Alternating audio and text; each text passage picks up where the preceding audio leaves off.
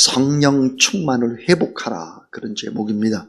성령 충만을 회복하라. 오늘 이 밤에 성령 충만한 여러분 되길 주의 이름으로 축원합니다. 한국교회에는 성령 세례와 성령 충만을 혼동하는 분들이 많습니다. 그래서 집회 때마다 성령 세례를 받기 원하는 분들이 참 많죠. 이 성령 세례와 성령 충만과의 관계가 뭘까? 그것은 바로 결혼식과 사랑의 관계와 같은 것입니다. 자, 사랑하는 사람과 결혼식은 딱 한 번만 올리는 겁니다. 그러나 결혼했기 때문에 모든 것이 끝난 것이 아니고 그 다음부터는 결혼했기 때문에 더욱더욱 사랑해야 하는 것입니다. 성령 세례는 일평생 한 번만 받는 겁니다. 마치 물 세례를 한 번은 받듯이 성령 세례도 마찬가지로 한 번만 받는 겁니다. 그러나 성령 세례를 받았기 때문에 우리는 한평생 무엇을 구해야 될까? 성령 충만함을 구하면서 성령 충만함으로 세상의 모든 것들을 이겨나가는 그런 여러분 되길 주의 이름으로 축원합니다. 자, 물과 성령으로 거듭나야 할 것을 일깨워 주신 우리 주님께서 요한복음 3장 8절에 보니까 바람이 임으로 불 때 내가 그 소리를 들어도 어디서 오며 어디로 가는지 알지 못하나니 성령으로 난 사람은 다 이러하니라 그랬습니다. 이게 무슨 뜻일까? 원문의 뜻은 아주 간단합니다. 바람이 붑니다. 바람은 사람의 눈에 보이지를 않습니다. 자, 누구도 바람을 본 사람은 없죠. 바람이 어디서 왔다 어디로 가고 이런 것을 무엇으로 볼 수 있을까? 그것은 나뭇잎이 흔들리거나 먼지가 날기 때문에 알 수 있는 것입니다. 아니면 몸에 와 닿는 감촉으로 알 수 있죠. 그래서 바람이 어느 쪽에서 불어서 어느 쪽으로 가고 있구나, 이런 걸 우리의 몸의 감촉으로 알 수 있습니다. 바람은 보이지 않으나 보이는 것과 마찬가지인 거죠. 이 구절에서 나오는 바람, 성령, 영은 바로 헬라어로 푸뉴마입니다. 푸뉴마. 이 성령의 사람도 바람과 같다는 거예요.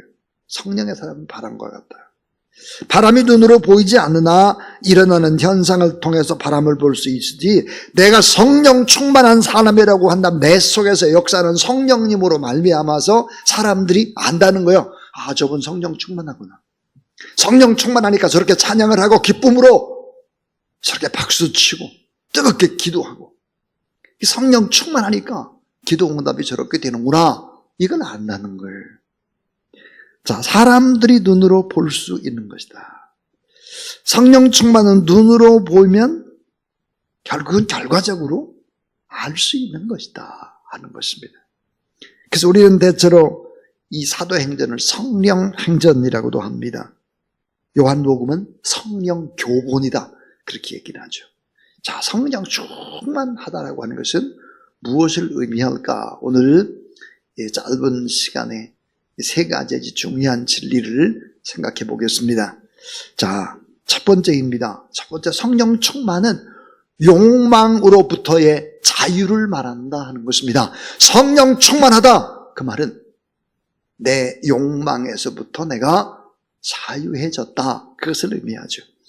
요한복음 10장 38절 39절 나를 믿는 자는 성경 이름과 같이 그 배에서 생수의 강이 흘러나리라 하시니, 이는 그를 믿는 자의 받을 성령을 가리켜 말씀하신 것이라 그랬습니다.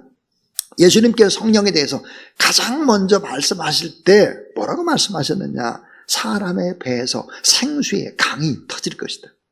사람의 배에서 생수의 강이 흘러넘치게 될 것이다. 이 말의 구체적인 의미가 뭘까? 여러분, 인간의 배는 무엇을 상징할까? 인간의 배라고 하는 것은 더러운 탐욕의 상징인 것입니다. 더러운 인간의 배, 이 배에서 생수의 강이 흘러난다는 거예요. 자, 여러분, 어떤 사람이 불의한 돈을 받았을 때 뭐라고 말하나요? 돈을 받아먹었다 그럽니다. 받아먹었다, 돈을 따먹었다, 전부 다 먹었다. 자, 받았다고 하지 않고 받아먹었다고 하는 것입니다. 왜 그럴까? 인간의 배라고 하는 것은 더러움의 상징, 욕망의 상징이요, 육체적으로 인간의 배는 만병의 근원이기 때문입니다. 자, 모든 병의 원인이 뭘까요? 무절제함과 이 무절제함. 내가 절제를 못해요. 감정의 욕망을 절제를 못해요. 이런 것들. 그게 성령 충만하다라고 하는 것이 이 더러운 내 배에서 새로운 생수가 흘러나온다 하는 것이죠. 더러운 욕망, 더러운 탐욕이 이 생수의 강으로 깨끗하게 다시 씻어진다. 믿으시기 바랍니다. 이 성령 충만과 욕망이라고 하는 것은 절대로 같이 병립되지를 않습니다. 성령 충만은 욕망으로부터의 자유용, 욕심으로부터의 내려놓음이다. 아무리 여러분 기도 소리가 유창하게 방언 기도를 하고 많은 시간 기도를 한다 할지라도 아직도 마음속에 이글이글 타오르는 욕망이 있다면, 내려놓음이 없다면 성령 충만한 것이 아니다 그 말이에요. 인간의 욕망은 인간의 내부에서 생성이 되기 시작을 하는 것입니다. 그런데 그 더러운 욕망의 인간, 그 인간의 욕망을 잡아먹는 것이 있습니다. 그건 뭘까? 성령 충만이다. 그러니까 가장 위대한 기도가 있다면 뭘 많이 얻고 기적을 얻고 응답받고 그것이 아니라 가장 위대한 기도는 성령 충만의 기도인 것을 믿으시기를 바랍니다. 여러분, 성령 충만한 사람은 욕망으로부터 자유합니다. 성령 충만한 사람은 어때요? 절제할 수 있습니다. 성령 충만한 사람은 나의 욕심을 이겨낼 수 있습니다. 성령 충만한 사람은 나의 모든 연약함과 나의 모든 것들을 내가 죄인이라는 걸 알기 때문에 겸손하게 줍니다. 그래서 자기를 부인하기 시작을 합니다. 자기를 부인해요. 아버지 나를 따라오려거든 자기를 부인하고 자기 십자가를 지고 나를 따르라 그랬어요. 내가 아무것도 아닙니다. 나는 정말 능력도 없고 나는 정말 시원찮은 사람입니다. 무지런 이와 같습니다. 이렇게 자기를 부인하기 시작을 하는 거예요. 성령 충만한 사람은 어떨까요? 나는 지금 이 상태가 자족합니다. 자족. 돈이 없어도 괜찮습니다. 자족합니다. 만족합니다. 감사합니다. 바울이 그랬어요. 내가 궁핍함으로 말하는 것이 아니라 어떤 형편이든 내가 따라하세요. 자족하기를 배웠노라. 여러분 다 자족하고 만족하고 감사하는 여러분 되길 바랍니다. 성령 충만한 사람의 모습이에요. 디모데후서 6장 6절 보니 그러나 자족한 마음이 있으면 경건에 큰 유익이 되느니라. 스스로 만족해야 자족하는 것이죠. 이 성령 충만하게 된다. 이 말의 의미는 뭘까? 욕망으로부터의 자유, 성령의 지배를 받는 사람이 된다 하는 말이죠. 두 번째로, 자, 이래 성령 충만은 따라하세요. 말씀으로 가득 찹니다.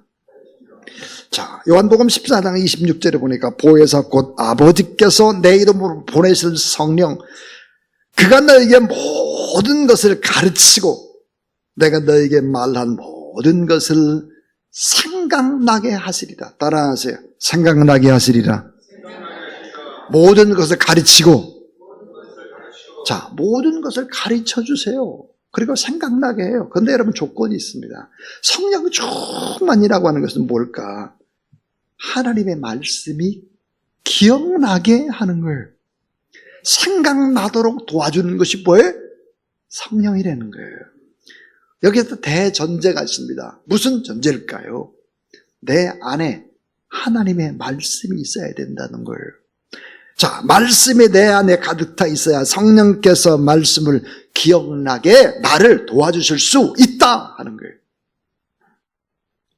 여러분, 우리 청년들이 어떻게 이 세상을 이길 수 있을까요? 시편에 보니까 세상 청년들이 이 세상을 이길 수 있는 힘이 뭘까? 말씀에 있다 그래요. 세상 욕망대로 살려고 할 때도 성령께서 말씀이 턱턱 생각나게 하는 거예요. 그래서 못하게 막는 거죠.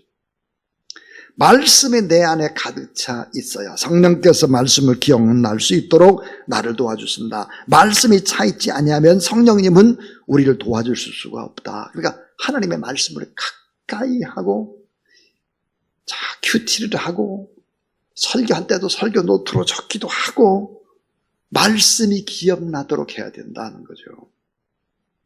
그래서 따라하세요. 말씀의 바탕 위에 기도해야 합니다. 그렇습니다. 어떤 사람이 그런 얘기를, 금요 심해 때 그냥 기도만 쫙 하면 되지 뭘 설교를 하냐 그래요. 비성경적입니다. 하나님의 말씀을 받고 말씀의 근거에서 하나님 앞에 뜨겁게 기도해야, 이게 말씀과 기도가 같이 가야 거룩하게 바뀌고, 말씀과 기도가 같이 가야 성령 충만하다는 사실을 믿으시길 바랍니다. 자, 이제 예수님께서 광야에서 40일을 금식을 하셨어요. 마귀가 나타나서 예수님을 공격을 합니다. 예수님이 악한 사단의 세력을 이길 수 있었던 방법이 뭘까? 하나님의 말씀입니다. 하나님의 말씀 가운데도 어디에 말씀이었을까? 신명기서의 말씀이었습니다. 여러분, 신명기는 뭘까요? 신명기는 대부분이 다 모세의 설교입니다. 여러분, 모세의 설교예요, 신명기가. 그러니까 하나님의 말씀으로 악한 사단의 세력들을 다 이겼다는 거죠. 그러니까 하나님의 말씀이 영적인 전쟁에서는 두 가지 면에서 아주 중요하죠. 하나는 방어용 무기가 돼요. 방어용 무기. 말씀을 많이 알게 되면 이 말씀으로 마귀를 방어합니다. 또 하나는 유일한 공격용 무기가 되는 것입니다. 성령의 검, 곧 하나님의 말씀을 가지라 그랬어요. 말씀을 가지고 공격해서 다 이길 수 있는 거죠. 그러니까 하나님의 말씀을 가까이 해야 말씀이 생각나고 그 말씀에 근거해서 기도하고, 그렇게 해야 성령이 우리를 도울 수 있다는 거죠. 지금까지 두 가지 얘기했어요. 성령 충만은 욕망으로부터의 자유를 의미한다. 성령 충만은 말씀으로 가득 참, 말씀으로 가득 차야 된다. 그래야 말씀이 우리를 이끌어가도록 한다. 마지막 세 번째는, 따라서 성령 충만은 삶으로 그리스도를 증거하는 것이다. 성령 충만이 뭘까? 내 삶으로 그리스도를 증거하는 것입니다. 내 삶으로 그리스도를 증거하는 거예요. 요한복음 15장 26절, 내가 아버지께로서 너에게 보낼 보혜사 곧 아버지께로서 나오시는 진리의 성령이 오실 때에 그가 나를 증거하실 것이요 그랬습니다. 성령 충만하게 되면 예수 그리스도를 내 삶으로 증거할 수 있다는 거예요. 누가 성령 충만한 사람일까? 삶 그 자체가 예수 그리스도를 증거하는 사람이다 하는 거예요. 그래서 사도행전 16장 6절과 7절에 보니까 성령님을 뭐라고 말했느냐? 따라하세요. 예수의 영. 예수의 영이라는 거예요. 성령님이 뭘까? 예수의 영이라는 거예요. 그러니까 우리가 성령 충만하다 그러다면 뭐예요? 내 삶으로 예수 그리스도가 드러나는 거예요. 내 입술 속에서, 내 발걸음 속에서, 내 행동 속에서 예수 그리스도가 증거되기 시작을 한다 하는 것입니다. 사도 바울이 강조한 것이 무엇일까요? 예수 그리스도 안에 있는 사람입니다. 엔 그리스도. 내 부모를 공경하라. 성경에 바울이 그렇게 말하지 않았어요. 주 안에서 내 부모를 공경하라.